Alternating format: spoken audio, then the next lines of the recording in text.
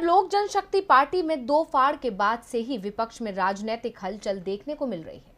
चिराग पासवान जहां अपनी पार्टी को बचाने की कोशिश में हैं, तो वहीं दूसरी पार्टियां चिराग को अपने पाले में कर वोट बैंक हासिल करने की कोशिश कर रही हैं।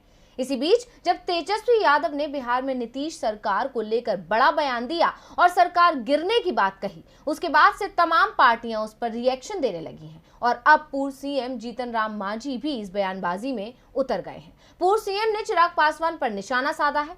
क्या कहा मांझी ने, जानने के लिए देखिए ये रिपोर्ट। बिहार के पूर्व मुख्यमंत्री और हिंदुस्तान आवाम मोर्चा के राष्ट्रीय अध्यक्ष जीतन राम मांझी ने चिराग पासवान पर निशाना साधा है। उन्होंने कहा कि अब चिराग पासवान एनडीए में नहीं है। उन्होंने कहा कि चिराग के तेजस्वी के साथ जाने से कोई फर्क नहीं पड़ेगा। ऐसा नहीं है कि दलित वोटर अकेले चिराग के साथ हैं। उनके पिता का जो जनाधार रहा है उसमें से पशुपति पारस के साथ भी कई लोग जाएंगे। मांझी का साफ तौर पर कहना है कि तेजस्वी वोट बैंक के लिए भले ही चिराग को राजद में लाने की कोशिश कर रहे हैं, लेकिन चिराग के साथ ही पूरा वोट बैंक नहीं आएगा। चाचा भतीजे के बीच बंटवारे के साथ ही वोट में भी बंटवारा हो जाएगा और राजद को कोई भी फायदा इससे नहीं होगा। तेजस्वी यादव के 2-3 महीने में बिहार सरकार गिरने के दावे को मांझी ने खारिज कर दिया। मांझी ने कहा कि एनडीए पूरी तरह एकजुट है। विकासशील इंसान पार्टी और हिंदुस्तान आवाम मोर्चा एनडीए के साथ मजबूती से खड़े हैं।